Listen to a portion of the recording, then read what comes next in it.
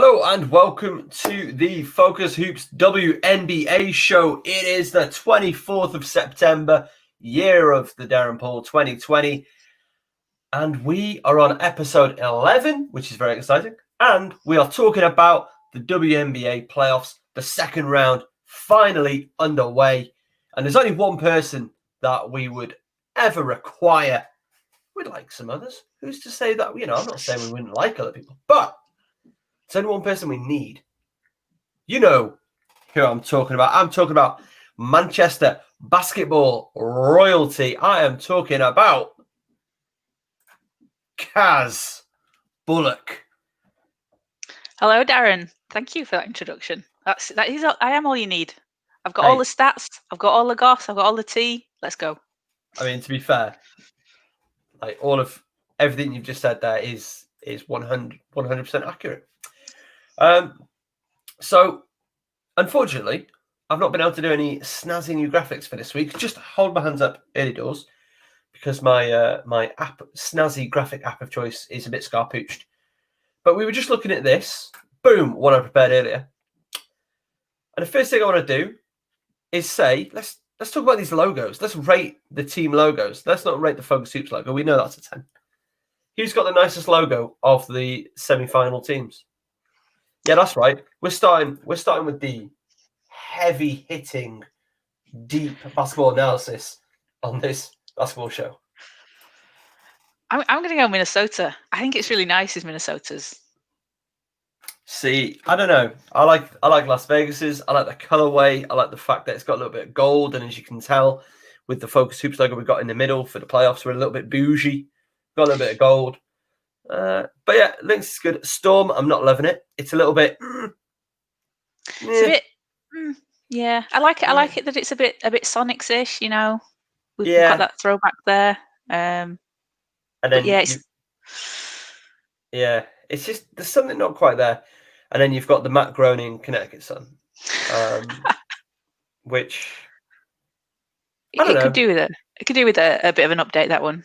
I think they've got I know they've got a secondary logo, which is a little bit more cool and chic, but that's their global logo, and that's the one I went for. Speaking of logos, we're presented as always by Notch, the mark of achievement, brilliant bracelets, and we're going to talk about them a little bit more. But as always, boom, there's my Notch. Look how flamingo pink it is. Again, as always, bought it with my own money. Thought it was a really cool product, cool company, and I was right. They are cool as. Let's dive into it. I don't think today's going to be a super long episode. So I think they've now released all of the NBA official awards, just as a refresh of who we went with here at FocusHoops. Okay, I pulled rank. We got Bill Lambert. All right, let's not kid ourselves. It was actually tied. It was split. And then bang, there comes Darren. It's Big Bill. Defensive Player of the Year, Alicia Clark. It was a late doors shout. But looking at her impact in defensive ratings and those metrics against her main rivals, I mean, I think she was the right choice for us. Definitely, yeah. So we're 0 of 2 right now. Yeah, and Alicia Clark dropped in a nice little comment on the FocusHoops Instagram page after you posted that. She did indeed. She was very, very grateful for the award. She earned it for me. Anyway, she earned the FocusHoops award. And you know what? If that isn't the biggest award, I mean, I don't know. We got the 6th player of the year, or 6th woman of the year, rather, Derica Hamby. The league agreed with us. Hell of a season. But Naja Laney, most improved player again. That was announced today. League agrees with us, so good on them. And there's a bit more. What was it you said? Tea with Laney in just a second. Rookie of the year, Crystal Dangerfield. Correct. Well done, WNBA. You got that one correct. And Asia Wilson, MVP. I mean, I'll take 4 and 2.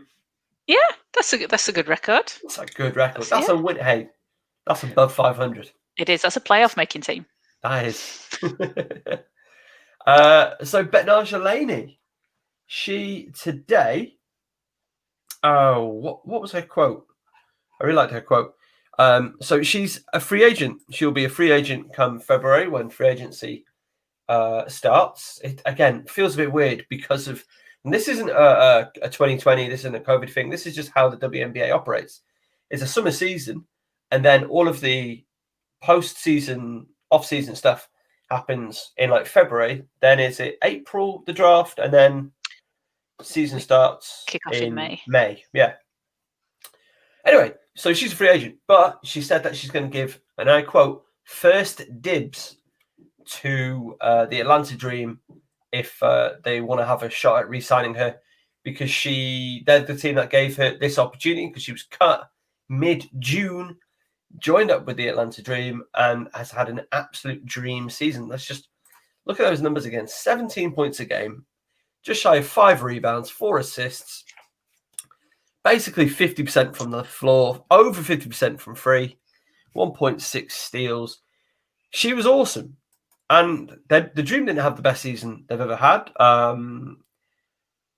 They'd be wild. It would be ridiculous if they didn't try and bring her back for next year, because that team is a team with momentum, a lot of promise. Let's see what they can do in the draft and the offseason this year. But I count 4 really high caliber players here: Kendi Carter, Courtney Williams, and oh my goodness, played with Courtney Williams last year for Connecticut. Strickland. That's the one. Apologies. As I said in the Focus Hoops interview with Robin Lewis the other day, I've had a cold all week, and it has just fried my brain more than usual. So apologies there. What do you think, though? Like, do you see them not bringing her back for the season? No, I think that would be a mistake. I think they definitely need to re-sign her as well and keep that core together, especially her, Courtney Williams and Kennedy Carter. She was so important to the team this year, and the stats that she's had this year to earn the Most Improved Player award, which is entirely well deserved. She was just such an important part for that team. Obviously, we had Kennedy Carter being one of the best rookies, and when she was out, Laney was still going. She was still averaging 16, 17 points a game. They need to keep her, and they need to kind of build around that core that they've got going.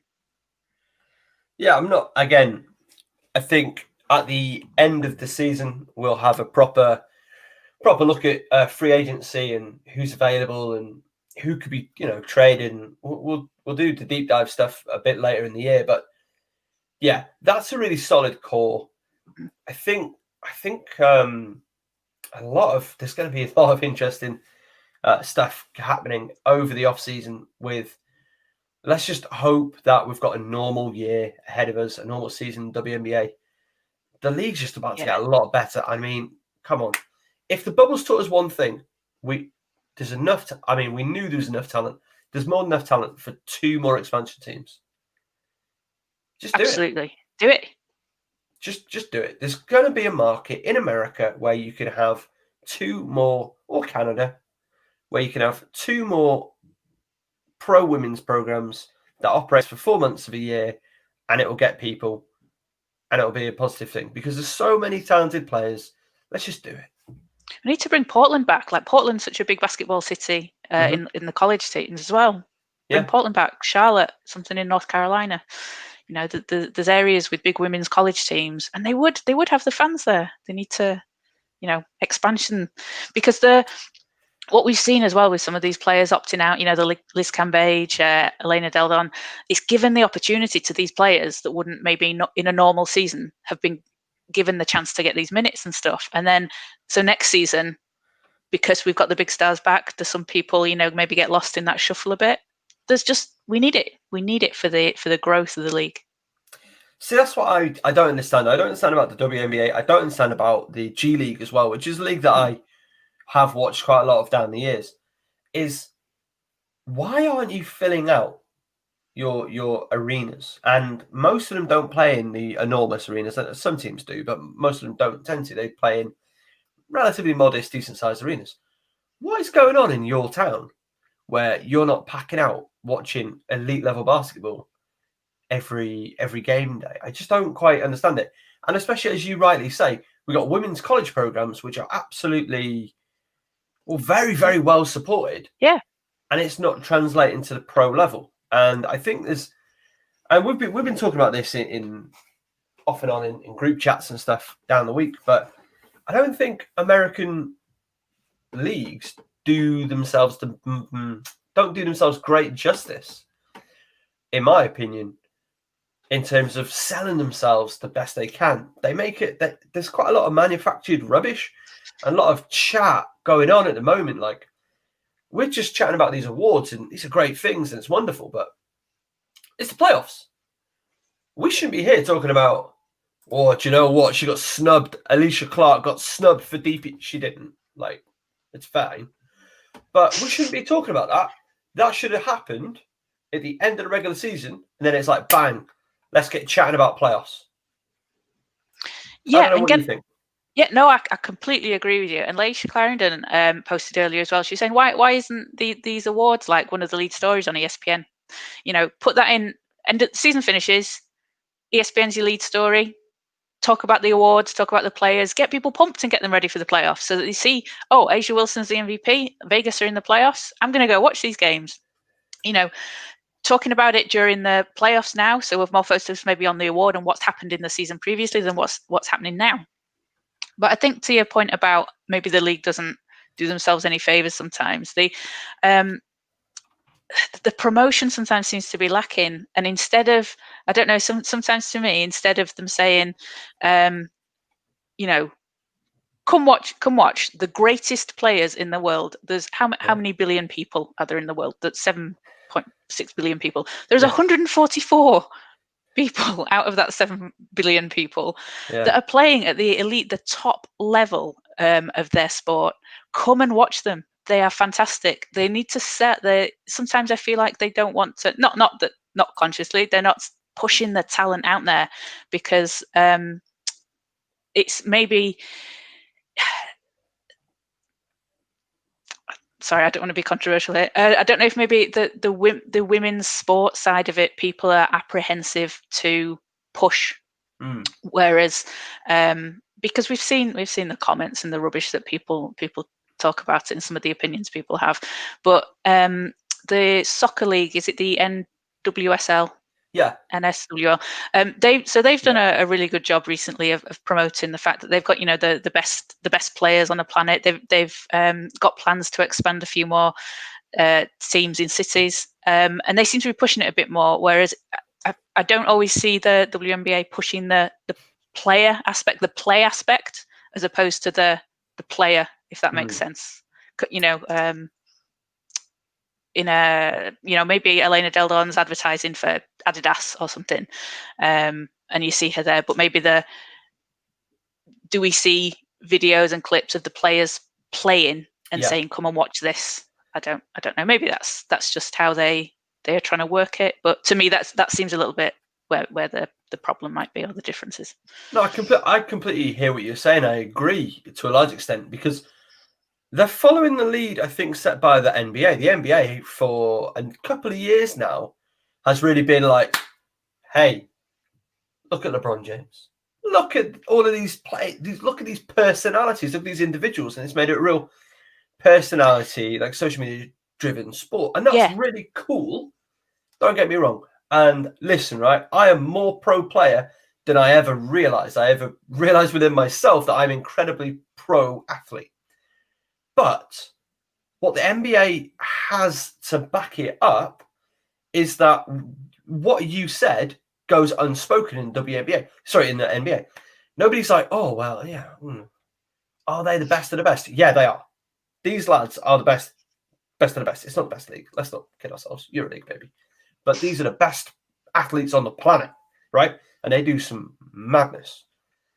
Here's their story, blah, blah, blah. Here are the people. Whereas the WNBA could and should be like, look, these are the best, and if you want to caveat it with the best female athletes on the planet, then do it. Like, whatever you need to do, okay? But it's like, look, these are the top 144 women on the planet doing this job. Like, watch this ridiculousness, and just showing Nafisa College blocking one of the best players in the league like 15 times in a minute. Show Tarasi, show Sue Bird, Lisa Leslie, these players that do amazing things. And I think you're right there when you say the NBA is more personality driven. I think that's kind of what I was looking for. And maybe the WNBA feel they have to try and sell it on a personality, or not the anyone that's kind of looking at the league.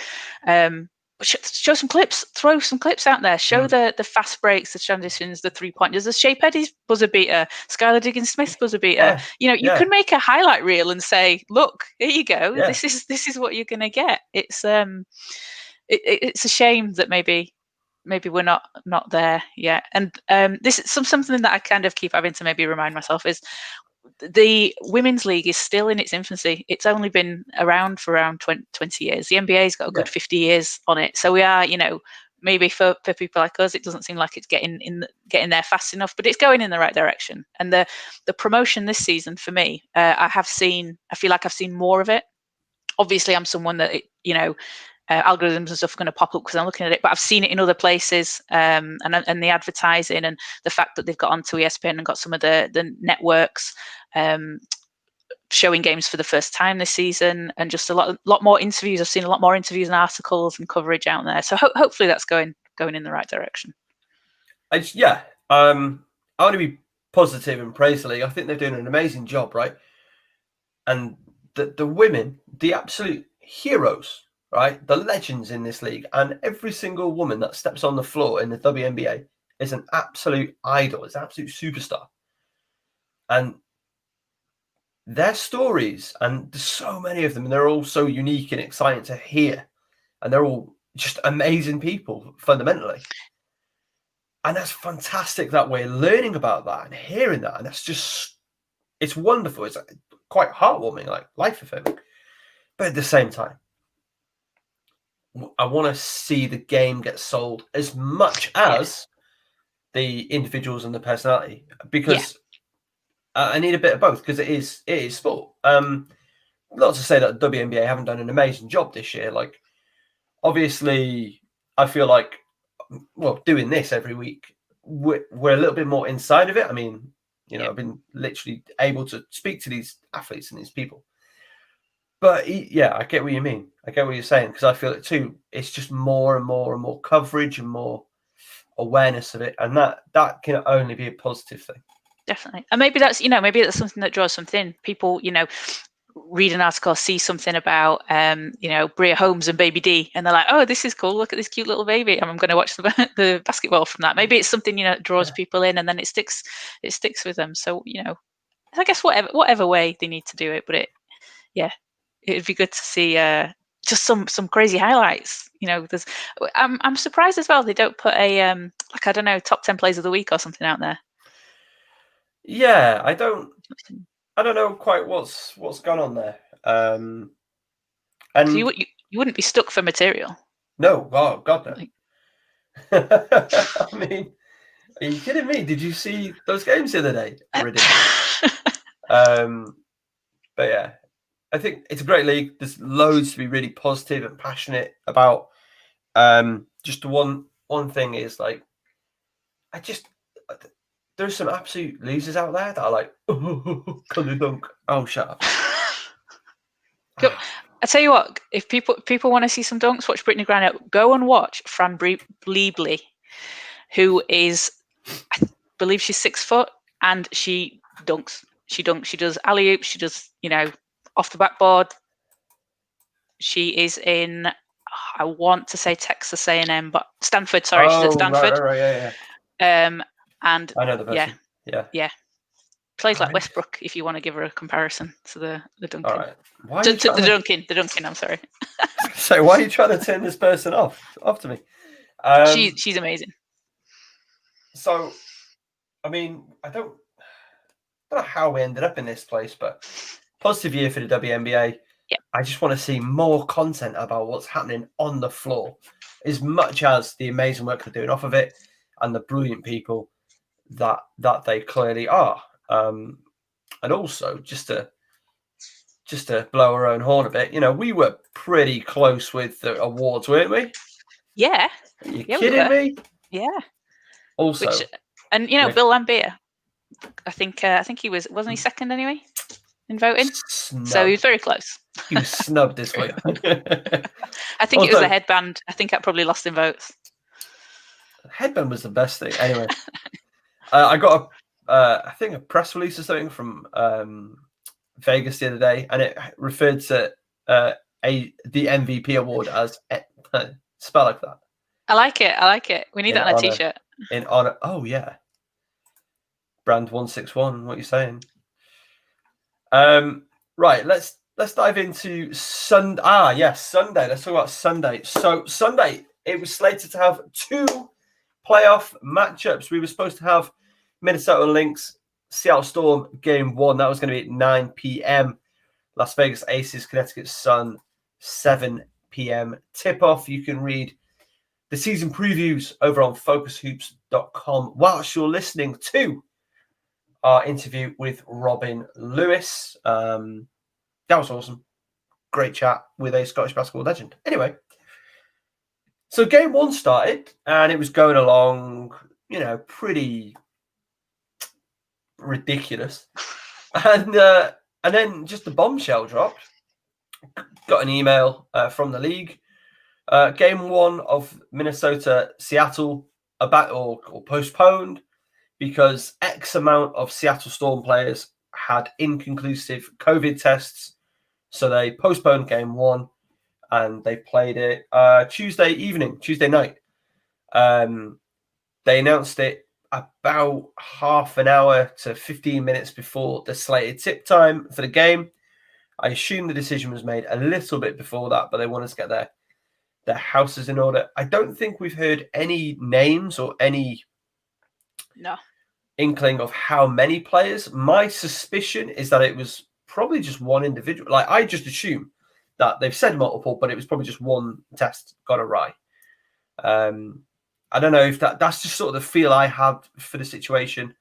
And if I was in charge of the league's communications like that, that's the way I'd play it. I'd just be like, yeah, there's an unknown number. I don't know what you think. Yeah, that makes sense. I can understand that. Yeah, I think they said multiple, didn't they? But yeah, that would make sense. Yeah, so you're not kind of, because then I don't know, people would have the argument, well, we had inconclusive tests in the regular season. Mm-hmm. What's the difference between now and the playoffs? But Kathy Engelbert did come out and explain what the difference was between the regular season and the playoffs. That they needed to do they could take one person out of that, but I think they've moved some of the accommodation as well into the finals. So it's a different scenario, different situation. But they handled it very well. They kept they put out the press release, I think, on Monday. Did they say, because they have to clear, is it 2? They have to have 2 non-positive tests 2 days running. So they had to retest on Sunday, retest on Monday, retest Tuesday, and then they got the all clear on Tuesday before they were to play. Yeah, that's right. The protocol is the same as the regular season. You need 2 tests outside of a 24-hour window, both to turn up negative, and then you are cleared to return to action, whatever that action may be. They did, and they got the game played on Tuesday, and we'll get into that in just a moment. But let's kick off with the game that did take place on Sunday. It was the DeWanna Bonner-led Connecticut Sun versus the MVP's own Las Vegas Aces, and it went basically as everybody would expect it to. Connecticut absolutely battering Las Vegas 87-62. Like, are you kidding me? Talk to me, Kaz, because I was watching it with my mouth agape, and I just don't know what I saw. I was exactly the same. Exactly the same. I would not have, if you'd shown me that score without the teams on, I'd have gone, oh, easy. Vegas destroyed Connecticut. Yeah. Vegas were the number 1 offense this year, and they were held to 30 points below their average in this game. They had their lowest scoring halftime score all season. Yeah. They didn't score on three consecutive possessions until midway through the third quarter. Asia Wilson was basically playing by herself out there. She got very little help, something that did change in game 2. But Connecticut's defense was absolutely stifling. They had Beatrice Montpremier, and her length on Asia Wilson, she had 3 blocks in the game. And her length combined with Bonner and Alyssa Thomas was just, Vegas had no answer for them really. And you could see they were just getting disheartened with it. They didn't seem to be putting up too much of a fight. It never looked like they were going to be able to come back from it. Sometimes you think, okay, regroup at half time, but just from the tip off, Connecticut just looked unstoppable. Jasmine Thomas had 22 points in the first half. I think at one point Vegas had about the entire Vegas team had about the same amount of points. She finished with a career high of 31, and only played 23 minutes, left the game with 3 minutes left in the third quarter. Vegas shot 7% from 3, 1 of 14. We know they're not a 3-point shooting team, and at some points it was they weren't making them. They made 1, but they just kept shooting, and it seemed like a really odd decision from them, considering how they've played throughout the season and how Bill Laimbeer has been coaching. You don't shoot them anyway, and in this game you were shooting them and missing. Why keep doing it? You need to go for the baskets where you're more comfortable, more confident. And maybe it was a kind of a panic situation. Like, we're down this much, no one's expected this. Asia had just been named MVP before the game. Erica Hambry had just been named 6th Woman of the Year award. And did we have Executive of the Year for the Vegas? We did, yeah. So I don't know. Maybe there's a bit of pressure there, a bit of a wobble. I mean, Asia did have a fantastic game. She had 19 points, 9 rebounds, 2 blocks, but they got nothing from anyone else really. I mean, Jackie Young had a nice game, but yeah, she did, but it was mainly in the fourth quarter when it was over. Yeah. So fair. I mean, so she did have 17 points, 5 rebounds. Yeah. But they needed something earlier. Like Angel McCoughtry had 6 points, Kaylin McBride 4, Hamby had 4 points, Lindsay Allen and Danielle Robinson 4.6 points. But no one aside from Asia there is kind of stepping up and doing it. And the thing that worried me watching this game was Bonner had a pretty poor game by her standards. She had 8 points on 2 of 12 shooting. And if Connecticut are playing like this when Bonner's having a bad game, what are they going to be like when Bonner has a good game? When she has one of her traditional Duana Bonner games. Coming into this, her and Alyssa Thomas were averaging 50% of the team's points in the last 2 games. She was averaging 20 points, Alyssa Thomas 23.5. But yeah, Vegas just didn't look like themselves, and Connecticut just looked like they were on a mission, and they did what they wanted to do. Yeah, so again, I've been thinking a lot about this and about is it a disadvantage to get the high? Look, obviously this is stupid because it's single elimination games, and you can be eliminated like that. Okay, we saw what Vegas did to Chicago last year. But Vegas have had a week off, right? They had a week off between games, which some teams relish and some teams really struggle with. Whereas Connecticut, they've had elimination game after elimination game after elimination game. And I'm talking right back a couple of weeks. Like basically every week, every game for them has been do or die. Yeah. Pretty much, because they were by no means guaranteed a playoff spot. They pushed like hell to get the playoff spot, and then they've got to come through a number of elimination rounds. So they are in form. They are driven. They are motivated. And now they've come up against this great team, but they've stopped. They've had a week off. They've had a week to maybe game plan, but probably not. I don't know. It strikes me as you get the rest and you don't get the opportunity to be knocked out immediately, which is great.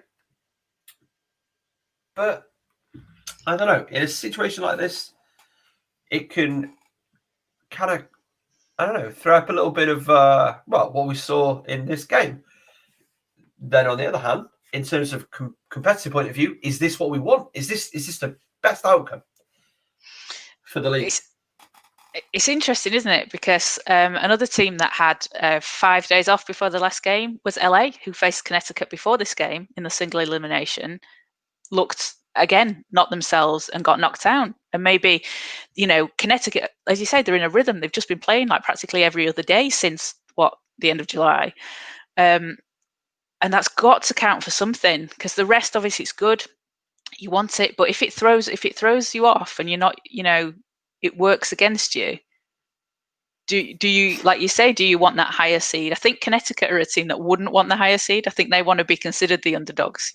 Oh, for sure. Yeah, they're still, they've got that chip on their shoulder. They feel like they've been disrespected and people wrote them off. Which after a 0-5 start, you can understand why. Yeah, I don't miss me with that. Miss me with that kind of would be disrespected. Oh, you disrespect yourselves. You started 0-5. Like with the greatest will in the world, because you are a brilliant basketball team, and we're all sat there after those first 5 games being like, "What the heck has just happened? Why is this brilliant team full of class athletes 0-5 right now? Summit is not well there." And then they put it together. They are dominating the best team in the league right now, in this game at least. But I don't think you've really got the right to be like, "Yeah, we showed you." Well, good. I mean, I'm glad that you're playing to where you should be, but you've given us all a little bit of an indication of who you can be also. So easy there, Tiger. They were 10 minutes away from a championship last season as well, and they've, yeah, I wrote those exact words. Away. Yeah, I wrote those exact words. It's like, it's been a hell of a year for this team, and they're doing. I mean, they're doing great, and they're currently, spoiler, they're 1-1, and who knows how it's going to go. This all being said, first, second round, we need a best of 3. Get. Oh yes, yeah, Come yeah. on. We can't have a single elimination in the second round. Actually, no, I've just remembered. Your lot got knocked out. And not just knocked down, embarrassingly knocked down as well. Yeah. That was not good. That was not good for a Sparks fan. That was not good for a neutral fan that wanted to watch a good game of basketball. Yeah, fair. That was. But some of that as well. I think the rest part maybe did play into it. That's the problem with the single elimination, isn't it? Like, you get off to a bad start, it's over. You've got, you've worked all season to get that 3rd seed, and you've lost it in 10 minutes. It's quite incredible. All right. It is. We are going to take a little break for just a moment with a word from our sponsors, Notch. Again, boosh. And we'll be right back. Word from our sponsors, Notch, the mark of achievement, and we are very glad to have them on board with Focus Hoops this year. They make fantastic bracelets that look super stylish and really help you celebrate your sporting achievement. They've just launched a basketball collection, and we're really excited to be on board with them. Let's imagine that you're a player. Let's say that you're Courtney Vandersloot. You got 18 assists in a single ball game, and you want a notch and a bracelet to commemorate that fact. Well, you can do just that. Customize it to your team colors, put the year that you achieved it, and get it the exact size that you need. There are a number of the colors available. Or maybe you're a coach. Maybe you're the coach of a basketball team. Let's just say that you're the London Tyrannosaurus Rex. Your team wears red. You had the league's most valuable player, the MVP, and you want to celebrate that. You want to award them with a great looking notch bracelet. Well, you can do just that, and you can get it saying MVP on the notch itself. That's the charm. You can get the colour you want. Gold is one that I'd go for if we're commemorating the best player in the league. We could even get the team logo, if it's the Tyrannosaurus Rex, let's say, on there, and present it in a beautiful presentation case. Huge thanks for Notch for coming aboard Focus Hoops.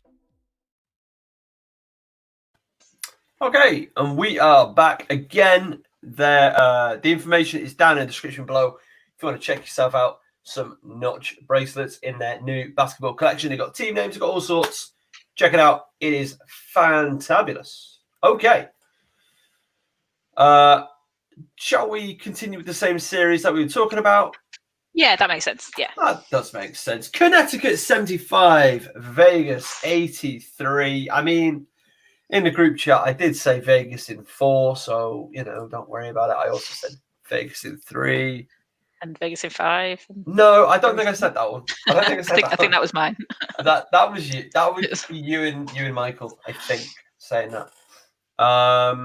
So now more business as usual from Vegas. A very big fourth quarter as well. But the big caveat is Alyssa Thomas went down, dislocated shoulder, 4 minutes and 55 seconds into the first quarter. Really weird. Like, it didn't look like she got too tangled up with Asia Wilson. It was just a normal play, but it looks like she maybe lent into Wilson as Wilson moved and, obviously injured or dislocated her shoulder. So that's her out of the game. And even without Alyssa Thomas, who, has been so important for this team in their run and their resurgence here in Bonnet. I mean, 75-83, they were not a million miles away. I mean, they were there. They were there until the final quarter. And it was just the last minute, really, as well, where things turned, because they were tied with just over a minute left, and then Asia Wilson managed to turn it on, MVP Asia, and she'll do that. She put in, and this is why she's the MVP. That last minute and a half and that last quarter, the way she played shows why she's the MVP. So just to dial it back a bit, the game was tied with a minute and a half left. As you say, Alyssa Thomas, when she went out, it didn't really seem to bother Connecticut too much. You sort of think sometimes an injury to one of your players like that, it throws you off a bit. But they didn't. They kept going and they were outscoring Vegas, I think, in the next quarter when she'd been out. And for the first 3 quarters, I still felt Vegas seemed like a little bit hungover from that first game. They were still not, they were better, but they were still not quite as good as we know they can be when they're all clicking together. But in that last minute, we had the game tied. Asia Wilson drove to the basket, made the basket, got fouled, makes the free throw. And then on the next play down, Connecticut missed, but on the next play down, Asia Wilson does the same thing again, gets fouled, misses the and one, but De'Erica Hamby catches the rebound and puts the ball in, and that kind of seals it a bit for Vegas there. And I think the last few points are just fouls in the last few seconds of the game there. So the scoreline flatters Vegas a bit more than it should do, because it wouldn't have surprised me at all if Connecticut would have pulled this out and won. But I think Asia wanted it more. And so you're saying Vegas got lucky? They didn't get lucky. They've got the MVP, and that's why they won. They've got the MVP. But it wouldn't have, just the way Connecticut had played for the first 3 quarters, it wouldn't have been a shock for them to win. But Asia finished. So Asia's stat line, 29 points on 13 of 19 shooting, 7 rebounds, and 7 blocks. 7 blocks. Like, she is, I think you had her as a possible defensive player of the year. I think her defense gets overlooked quite a bit. She didn't get any nominations in the WNBA Defensive Player of the Year awards. Not one. I said this, right? I said this before I'd properly looked at numbers, just on the eye test, right? I said, am I being ridiculous? I said, Michael Hanson Morris, tell me, am I being ridiculous? And you and Michael were a bit like, I don't know. I think I do know. But it's a regular. I will tap my own sign. It is a regular season award. But I don't know. I think she's a bit of an underappreciated defender. And it's overlooked because she's just an absolute behemoth on the offensive end.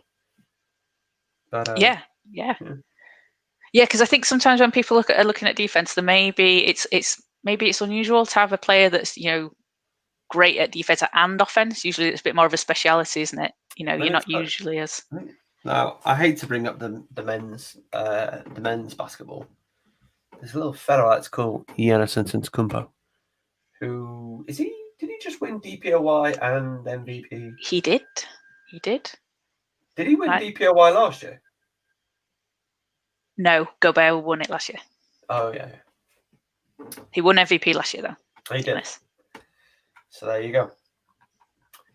Shall we dip over to the other series, or have you got more to say? Just one more point on this. The Connecticut roster has been built. Kurt Miller says he's built this team with playoff experience in mind. So coming into this game, the Connecticut players had 231 games worth of playoff experience to Vegas's 101.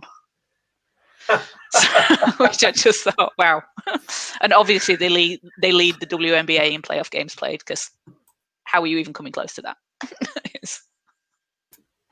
So repeat that number. 200 what? 231 to Vegas's 101. Good God! I mean, isn't it ridiculous? So Dawn Bonner's going to count for a lot of that. Yeah, and Alyssa Thomas. Yeah. Brianna Jones as well, I imagine. Yes. Yeah. Count for, okay, fair. So yeah. But yeah, and it's you say a game's a game, but the playoffs are a whole different beast, aren't they? They're a whole different thing, and that experience is something that would probably help carry them over the line. Let's move on. Let's go to the other series. It did finally get underway, so everybody's all clear, everybody's healthy, everybody's thriving. It ended. Minnesota Lynx 86, Seattle Storm 88. And let me tell you, we're going to scooch right to the end, the finish, if you will. I think the play that sealed the game is Damiris Dantas got herself a defensive rebound, and Natasha Howard just yoinked that right away from it. And it was that was in like the last 30 seconds or so. But for me, that was just like game over, because that just, there was nothing in that. Oh no, it was. I think. You're right. No, it was it a defensive rebound from? No, you're right. Natasha Howard just snuck it off her. It was a defensive rebound. She pulled it. Natasha Howard just like crept alongside her and took it. But I don't even know if Storm scored on that possession. But it was just a case of like, oh, that's just it's one of those moments in a game where it's just like, oh, the balance is just completely flipped. And also a clock management point of view. So, and again, in the preview, read about it, FocusHoops.com. It's like probably the top story on there.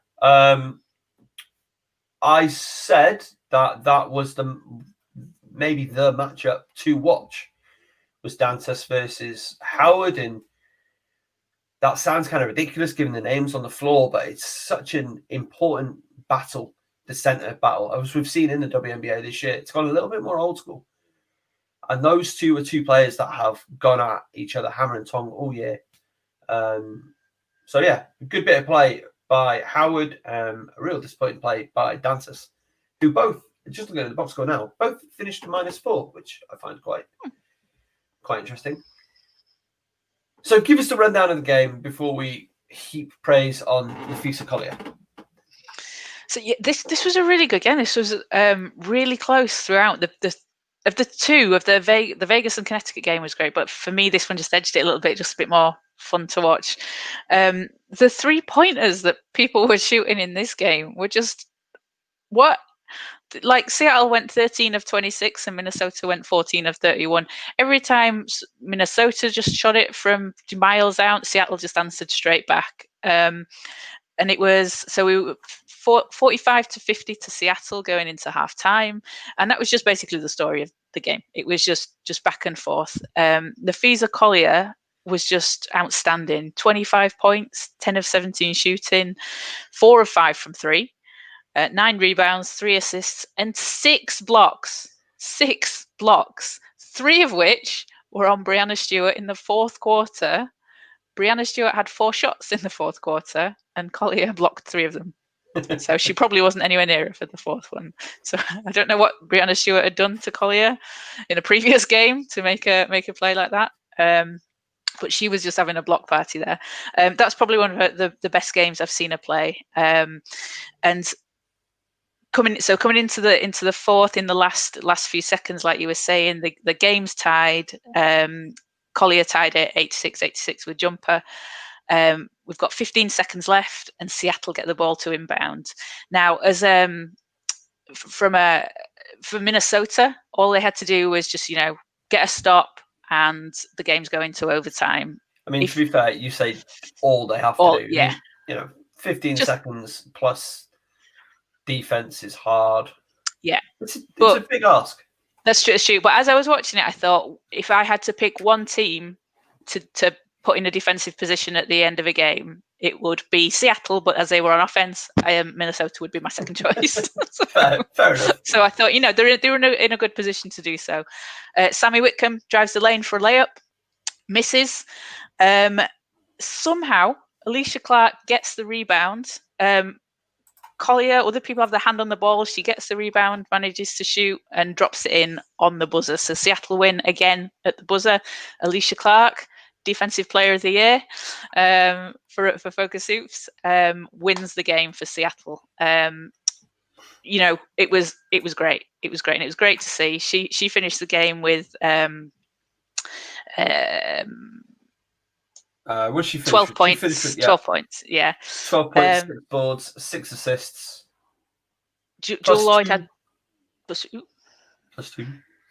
Jewel Lloyd had 25 points, 18 of which were in the first half. And this was just a really good. I thought the teams matched up really well. And Minnesota, like Collier and Cheryl Reeves said after the game, they weren't obviously they were disappointed not to win, but they were essentially a rebound away from that. And, they still don't have Sylvia Fowles. So Sylvia Fowles played in the previous game against Phoenix in the second round. She didn't quite look herself. Maybe she's not quite healed yet. But they did this without Sylvia Fowles. And if they... And of course, without Lexi Brown. Yes, who's now left the Wubble. And she's quite an integral part to their defense because the steals that she gets in the games really help them. The only thing I would say is Seattle had 16 turnovers in this game and still won. So, and they only got 7 points from Jordan Canada off the bench, which is quite, both of those are quite unusual for them. So if they sort that out, they can be quite a scary team. This is another one of those times where I turn to you, WNBA, and say, can you please give me a proper box score? Is that so much to ask? Like a real... Let me tell you about FIBA, okay? Let me tell you about their box scores. They tell us so much more. How many points did they get off these turnovers? We don't know. I mean, maybe you do know, but I don't. Anyway, that's a bad sign. I mean, to be fair, no, it doesn't actually. I was going to say they got blocked 7 times. Hang on, all but one of those. Who else got blocked then? It was Erica McCall. Yes. Erica McCall. Do these teams build for each other? Like, is that because this is like, as far as I'm aware, I could be completely wrong. Tell me, let me know in the comments if I'm wrong. Let me know yourself if I'm wrong. This is it for the WNBA. This is the rivalry. This is Boston versus New York. This is Boston versus Los Angeles in the basketball. This is it. Like two Minnesota, dynasties. Seattle. Yeah, the two arguably biggest dynasties, at least in the last decade, 15 years of women's basketball in America. This is it. And they just seem to, be built to go against each other. And it always be a really interesting, like, enthralling matchup. Yeah, I definitely agree. The two teams that have both been very successful. They've both had. Minnesota's obviously had quite a roster turnaround from maybe the last few years and the times when in 2017 was it when they last were in? Would it be? Yeah. So they lost to LA in 2016. Just throw that in there. And this guy. But Seattle have kept quite a core, and obviously they've had Sue Bird for such a long time. Before that, Lauren Jackson, and they are the two, the two teams that when they go up against each other, they're going to get the best games and the best out of each other because they're so evenly matched, and there's that history there and that rivalry, and it's great. It's great to see things like that, and I am, with some like Vegas. So we were having a bit of a Vegas-Chicago rivalry, weren't we? After the end of last season and the first 2 games of this season, maybe that's something that will blossom as well. Perhaps, yeah. I need to see again. I just need to see. I need to see it from Chicago because we've seen it from Vegas. Yes, but we haven't seen it from Chicago. You know what I'm talking about, Ishmael Fontaine. Is there anything we're missing? Having talked about from days past, we've covered injury news. Lexi Brown leaving the wobble. For concussion treatment. She's still recovering, so that's awful for her. Sylvia Fowles is questionable day to day. I think. Oh, go on. Alyssa Thomas is questionable for tonight, which is ridiculous, frankly, because I mean, nothing will stop her playing. She has 2 torn labrums. She'll dislocate her shoulder. Her arm will probably fall off, and she'll carry on. Yeah. But I'm surprised she didn't just pop it back in on the basket stanchion. Yeah, it wouldn't surprise me. She is the toughest player I've ever seen. So hard. And Kurt Miller said that. He said, she's the toughest player he's ever coached, and you could see when she's on the floor in pain, you're quite concerned because you never see that from her. But she's not going to sit out the playoff game, is she? Even if she's got to play it one-handed, I mean, Magic Bird. Good God, Larry Bird did that one time, didn't he? Yeah. He hurt his shooting hand, so he just shot with the other hand all night. Yeah, Kobe as well. I'll just shoot with my other hand because I can't with one. So she'll probably do that, and she'll probably have an amazing game. And she'll probably still have 12 rebounds. So right, let's do a little Michael Hansen Morris segment. Who, Kaz, have you got making the finals, given what we've seen? I have Vegas and Seattle, because Connecticut are so tough. They're so tough, and I think Vegas win in 5. I think it goes to the 5th game. Yep. But I think Vegas will figure it out. If they play like they did in the first game, obviously there's no chance. But if they can carry on from where they left off in the 4th quarter, which I think they will do, I think that Vegas will do it. And obviously, I think a lot of that as well could depend on the health of Alyssa Thomas. She will play. Well, it sounds like she will play. And I would expect her to, play well.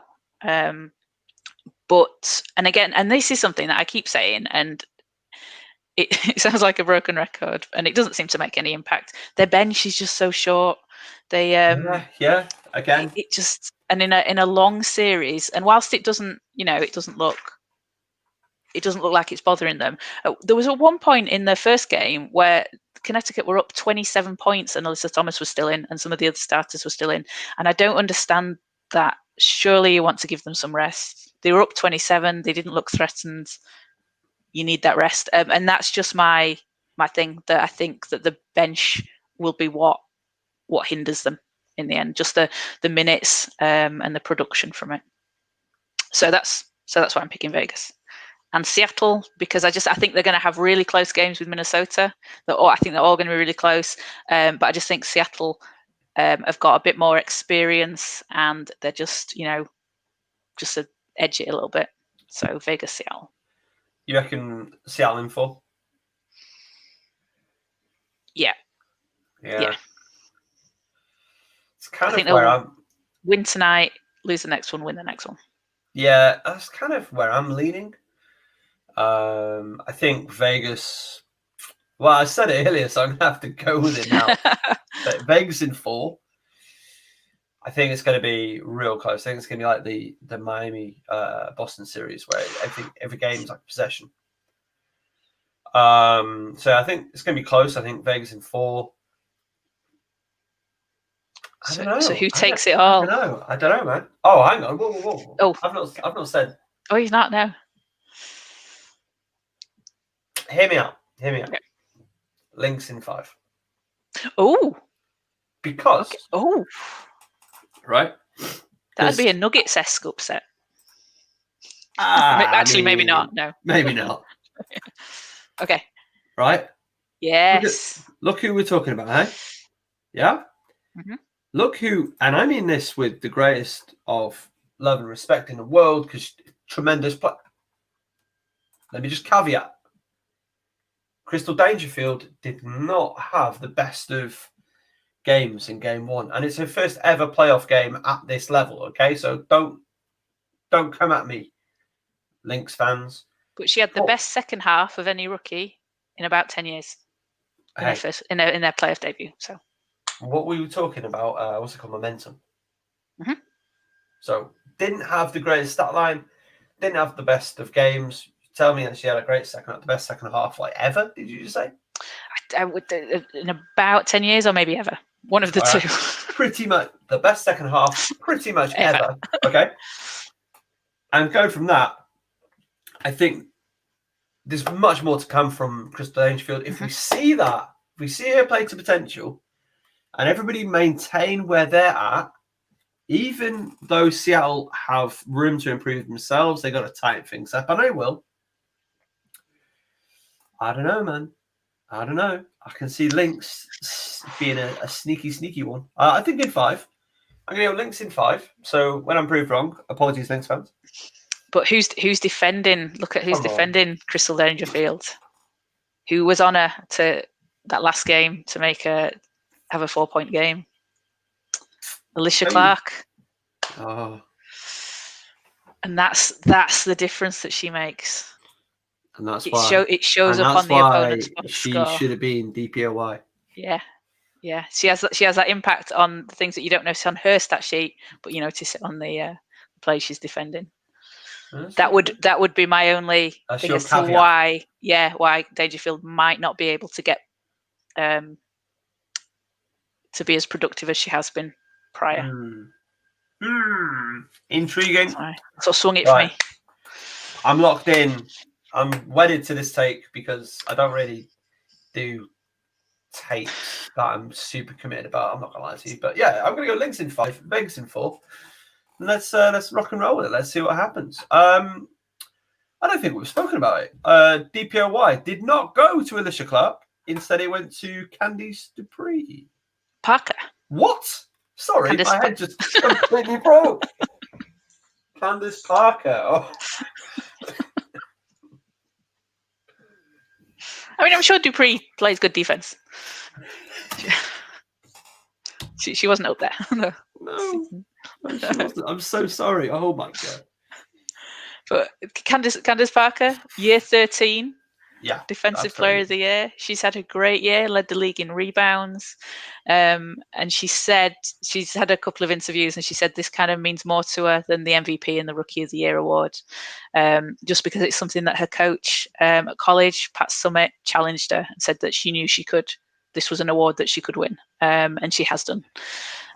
So, yeah, I mean, I think she's well deserved. My pick was Alicia Clark, just from the little things that you don't see. Like I say on the stat sheet, but Candice Parker, they were the 3rd ranked defense in the league with the Sparks, and she really made an impact on that team defensively. When she was off, you could see the difference there.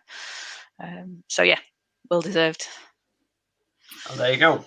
So congratulations to Candice Parker, and apologies to everybody, just everybody right now. Again, I'm going to blame the cold, and it has completely addled my brain. Kaz, is there anything else before we wrap up tonight that you want to talk about?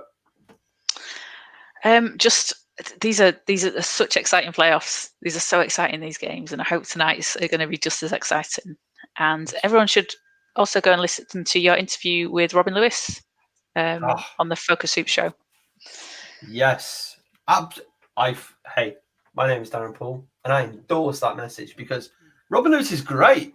Go and listen to Robin Lewis.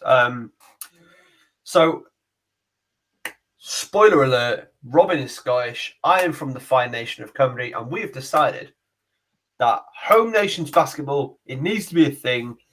We need to see Cymru, which is like the Welsh name for Wales, versus Scotland, versus England, versus Basketball Ireland. Yeah. Every summer, senior women's, senior men's basketball. Let's make it happen. It's going to be the Focus Hoops platform for 2021. I love it. That's great. That's great. That needs to How good happen. would that be? Yeah, it would. Like, what was the best moment of the Commonwealth Games other than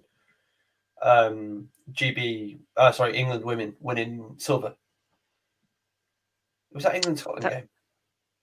Oh, yes. Yeah. Yeah.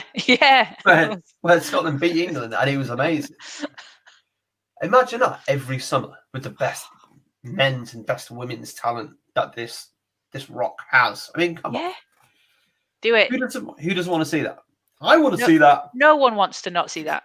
Exactly. That's a terrible phrase, but It's a great everyone phrase. wants to see that. We all want to see. We'll get that on a t-shirt. Nobody doesn't want to not see this thing. I think We're here. we're here. Yeah. So let's do that. Let's go watch that interview. Thank you so much for the plug, Kaz. Anything more from your good self? No. I think we're good. All right. Well, that is going to do it. So thank you so much for joining us on the Focus Hoops WNBA show. Oh, I'm having a great one. I am doing well. Huge thank you to basketball royalty herself, Kaz Bullock, for joining us tonight. Thank you, Kaz. Thanks for having me. And thank you to everybody watching, everybody who's going to get involved in the comments as we go down the journey. Remember to follow all the Focus Hoops social media. Just search on your favorite app, Focus Hoops, and we'll be there. Except for TikTok. We don't do TikTok. Huge thank you to our partners, Notch. Again, check out the link in the description for their brand new basketball collection. Check it out. Treat yourself. And yeah, get ready to enjoy this year's domestic basketball season. And why not get yourself a little Notch to commemorate all those buckets you're going to score, all those assists you're going to make, all those MVP awards you are going to get yourself this season. So that'll do it for us. Thanks so much, and we'll see you next time on the Focus Hoops WNBA show.